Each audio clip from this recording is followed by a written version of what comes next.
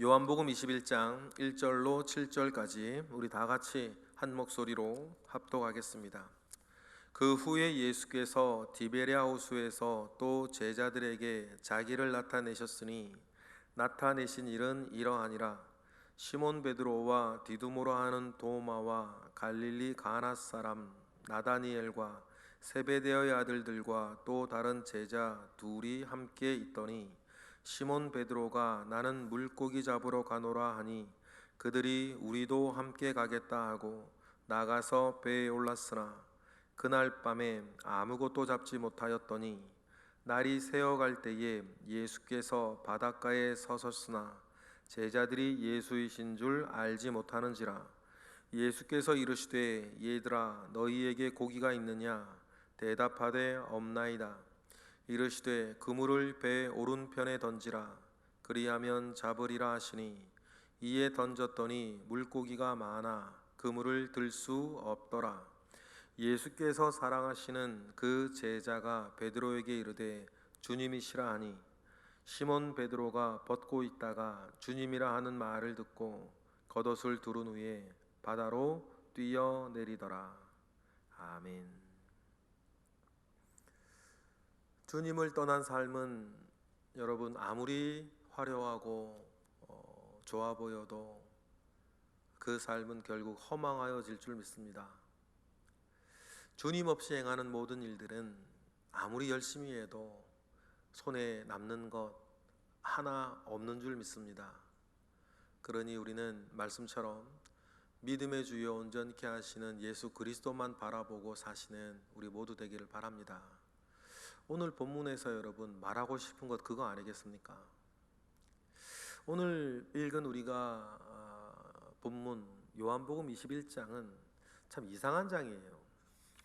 왜냐하면 우리가 글을 우리가 읽다 보면 요한복음에 대한 결론은 이미 20장 30절 31절에 내려졌거든요.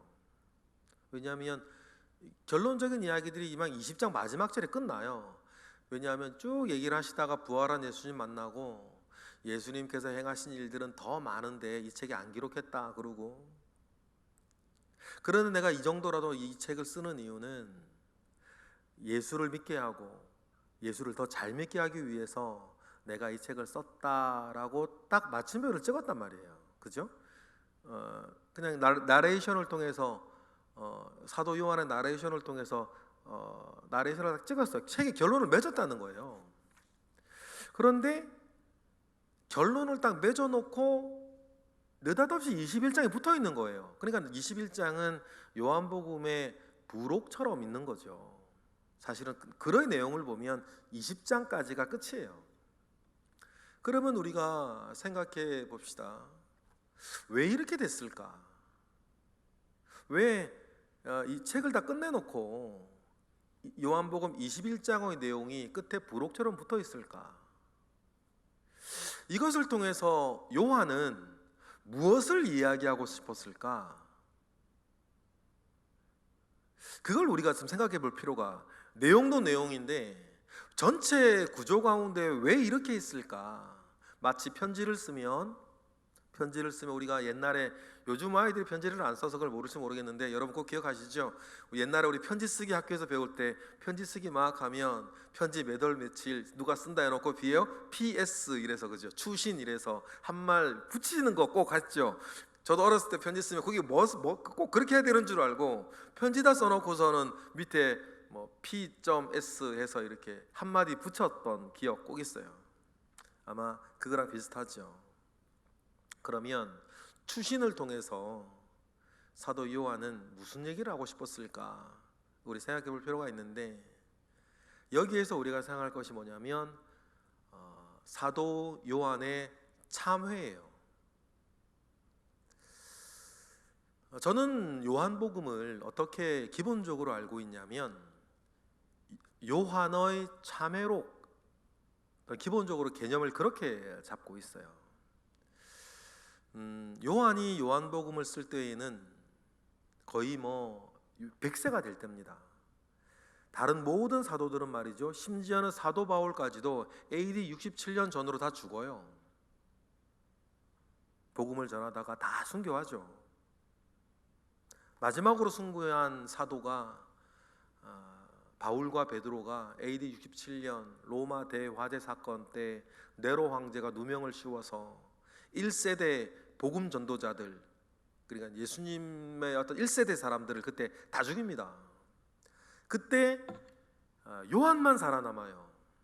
요한만 살아남은 이유는 십자가상에서 예수님께서 요한에게 마리아를 부탁하면서 마리아를 데리고 도망을 다니는 것이 요한의 사명이 되면서, 요한은 그렇게 눈에 띄는 사람도 아니었고 12 제자들 가운데서, 그래서 나중에는 요한은 잡혀도 죽이지는 않고 너무 고령이니까 여러분 잘 아시다시피 밤모섬에 귀향을 보내죠. 밤모섬이 무엇이었냐면 로마 제국의 탄광이 있는 자리였어요. 철광이 있는 자리였죠. 그래서 늙은 요한을 죽이기도 뭐하고 해서 밤모섬으로 유배를 보내서 거기서 탄캐다가 철광캐다가 죽도록 로마가 그렇게 했죠.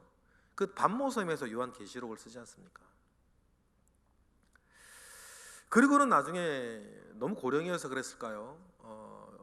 요한은 이제 석방되어서 에베소로 가서 예수님의 어머니 마리아가 묻혔던 에베소에서 자기의 마지막 생을 마감을 해요. 늙어 죽죠, 요한은. 그리고는 말입니다, 요한이 자기의 삶을 되돌아봅니다. 그리고는 자기의 삶을 되돌아보며 요한복음을 쓰죠. 자기의 신앙 고백과 정말 아무에게도 말하지 아니하였던 자기의 삶의 참회를 담아요. 왜냐하면 요한은 예수님과 함께 있었으나 사실 예수님과 함께 있던 시간에는 온전한 제자는 아니었어요. 대제사장 측의 끈앞을 노릇도 하고 있었고, 로마의 끈도 되고 있었고, 세례 요한의 끈도 되고 있었고, 예수님의 제자기도 했고, 이중 삼중 스파이처럼 자기 출세 때문에 그랬겠죠. 예수님이 잘 될 것 같으니까 어머니 시켜서 높은 자리 요구하기도 했던 그런 좀 비밀스러운 그 요한은 나중에 자기의 삶에 참회를 담아, 그리고 예수가 누구신지에 대한 자기의 신학적 고백을 담아 요한복음을 이렇게 씁니다.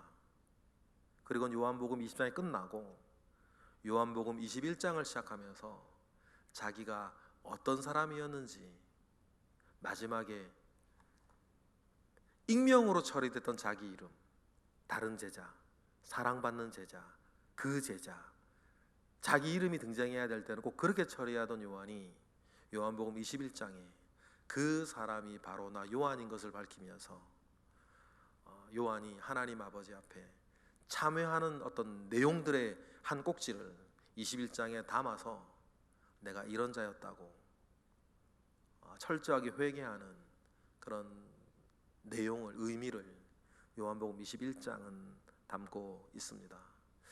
여러분, 우리가 하나님 아버지 앞에 온전하여지고 우리의 삶을 다시 세울 때에 여러분 가장 중요한 것이 나의 참회예요. 다른 사람이 알고 있으면 말할 것도 없고, 다른 사람은 알지 못하는 나의 어리석음과 나의 제약과 나의 상처 있다면 여러분 하나님 아버지 앞에 사도 요한처럼 온전하게 참회하고 돌이키는 저와 여러분 되시기를 바랍니다. 그 이야기를 시작하면서 요한은 갈릴리에서 부활한 예수님을 만났던 사건, 왜냐하면 예수님과 그때 요한 사이에 정말 중요한 일이 있었거든요. 사실은 예수님과 요한이라기보단 예수님과 베드로 사이였는데, 그때 요한이 딱 옆에서 어떤 큰 일을 겪죠. 먼저 제자들이 갈릴리로 갑니다. 갈릴리로 간 것은 마가복음 14장에도 16장에도 나와 있는 것처럼 예수님이 그러셨거든요. 내가 갈릴리로에서 너희들을 만나자. 순환과 부활 이후에 갈릴리에 내가 가 있을 테니 내가 너희들을 만나자라고 합니다. 그리고는 2절에 보면 약 7명의 제자들이 갈릴리로 가요. 예수님을 기다리는 동안에 제자들이 뭐 하겠어요? 디베랴 호숫가, 갈릴리 호숫가라고도 하고 디베랴 호수라고도 하죠. 시몬 베드로가 3절처럼 얘기를 합니다. 읽어보겠습니다. 시작. 시몬 베드로가 나는 물고기 잡으러 가노라 하니 그들이 우리도 함께 가겠다 하고 나가서 배에 올랐으나 그날 밤에 아무것도 잡지 못하였더라. 예수님께서 갈릴리에서 만나자 하셨고 제자들은 그래서 갈릴리까지 갔는데 예수님을 만나지 못했죠. 기다리는 동안에 뭐 하겠습니까? 물고기나 잡으러 가자. 이유는 모르겠어요. 자포자기 하는 심정이었을까요? 어떤 분은 그렇게 설교하시는 분도 계세요. 자포자기하고 부활한 주님을 만났음에도 불구하고 사명 감당 안 하고 갈릴리로 가가지고 자포자기하고 이렇게 옛날 직업으로 되돌아가서 이렇게 사람과 이러면 안 된다 이런 얘기하시는 그렇게 설교하시는 분도 계신 것 같은데 그건 조금 이상해요. 왜냐하면 주님께서 갈릴리에서 만나자 그랬거든요. 그래서 주님 만나자고 해서 갔는데 옛날로 돌아간 것처럼 보이지는 않아요. 그냥 기다리는 동안에 뭐 할까? 어쨌든 중요한 건 이거예요. 주님 없는 모든 열심들, 사도 요한이 자기의 생이 그랬다는 거죠. 주님과 함께 있으나 주님과 함께 하지 않았던 공생의 3년 아닙니까? 무슨 말 이해하시겠죠? 주님과 함께 있었으나 사도 요한은 주님과 함께 하지 않았어요. 자기는 딴 계산 있지 않았습니까? 대제사장측에 잘 보여가지고 어떻게 한다든지 그 자기의 삶의 내용을 딱 한 커트로 보여줄 수 있는 것이 갈릴리로 부활한 주님을 만나러 갔을 때 베드로가 우리 물고기 잡으러 가자 했을 때의 그 삶이었던 것 같아요. 왜냐하면 주님이 함께 있지 아니한 그때에 7명의 제자들이 부활한 주님을 한번 보았음에도 불구하고 다시 갈릴리로 가서 주님과 함께 있지 아니한 열심.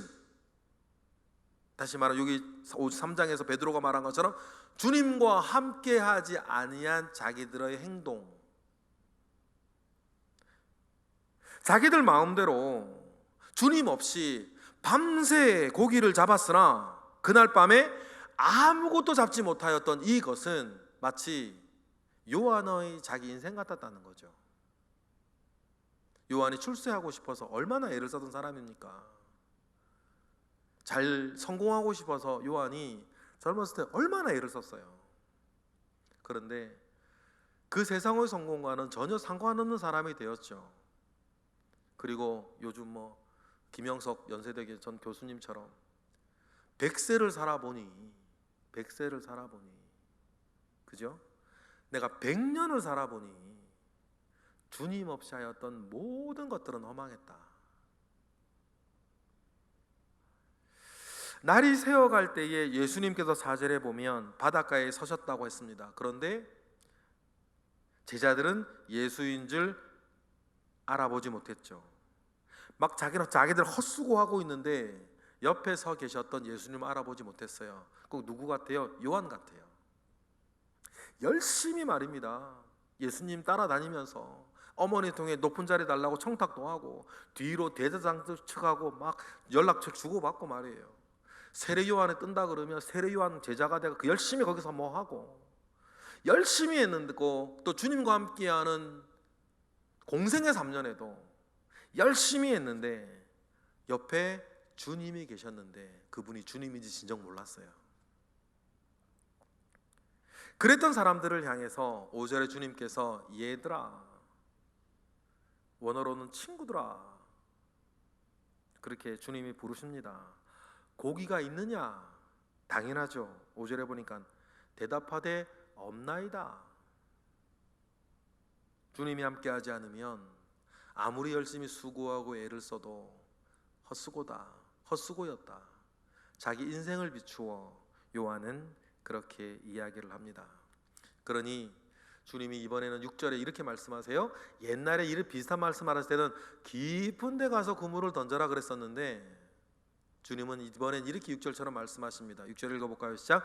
이르시되 그물을 배 오른편에 던지라 그리하면 잡으리라 하시니 이에 던졌더니 물고기가 많아 그물을 들 수가 없더라. 멀리 수고하지 말고 네 바로 옆 오른편에 던져라. 이게 무슨 말일까요? 주님은 언제나 내 옆에 계셨다는 거예요. 100세 된 요한을 여러분 염두에 두고 생각하세요.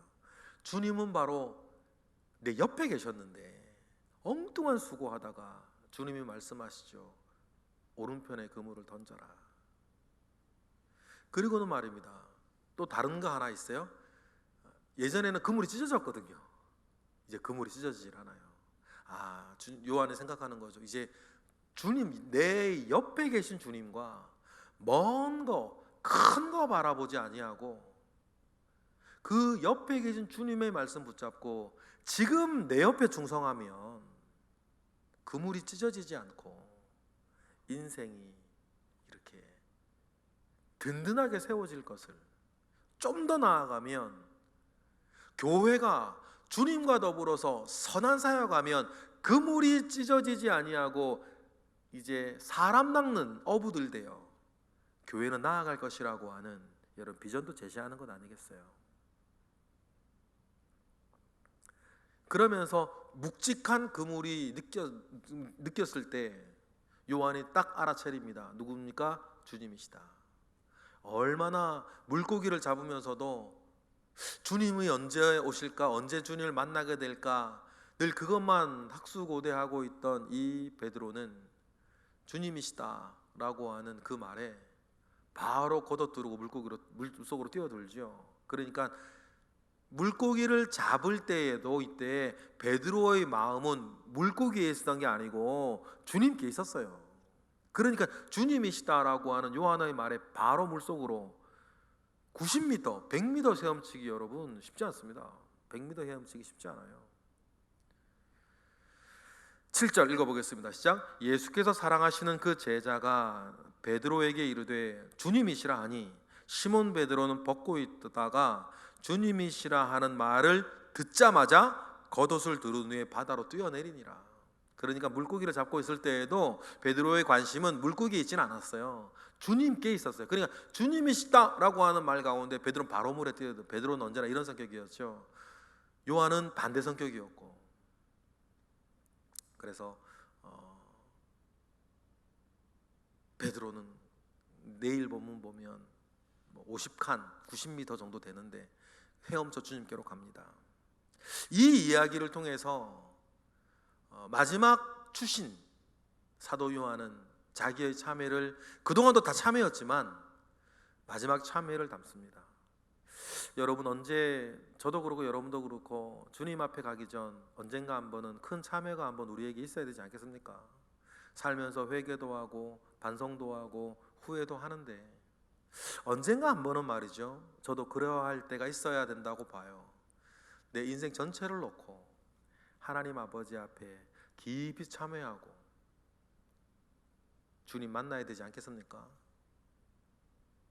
요한은 그 일을 하고 있었던 것 같고 그 일을 위해 요한복음을 쓴 것으로 보입니다. 21장의 내용을 보면서 우리가 아직 죽음을 생각할 나이는 아니라 할지라도 언젠가 내가 하나님 아버지 앞에 가기 전에는 그동안의 회개와는 전혀 다른 깊은 참회 가운데에서 모든 것 다 털어내고 주님 한번 만나야 되지 않겠냐. 그리고는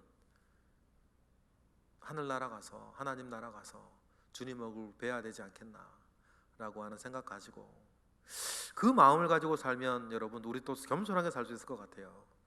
그런 겸손한 마음 가지고 주님만 바라보고 여러분 살아가시는 저와 여러분 되시기를 주님의 이름으로 축복합니다. 기도하겠습니다. 할렐루야. 하나님, 옆에 주님 계신데 알지 못하고 혼자 괴로워하고 힘들어하고 원망하고 어려워하고 헛된 수고 가운데에 애를 쓰다가 결국 아무것도 남지 아니하는 험한 가운데에 우리도 있을 때가 가끔 있습니다. 그러할 때마다 주저앉지 아니하고 요한처럼 100세가 되었다 하더라도 우리 주님 바라보고 참회하고 다시 일어나 새롭게 되어지는 은혜 우리도 받도록 주님 은혜를 더하여 주옵소서. 주님께서 오늘 우리와 함께 하실 것을 믿고 이 시간까지도 드려지는 예물과 기도에 함께 하실 것을 믿고 나와 함께 하신 주님 옆에서 오른편에 그물을 던지며 오늘을 살아가는, 큰 욕심 없이 오늘만 열심히 살아가는 우리 모든 새벽의 기도자 되게 하옵소서. 예수 그리스도의 이름으로 기도드렸나이다. 아멘.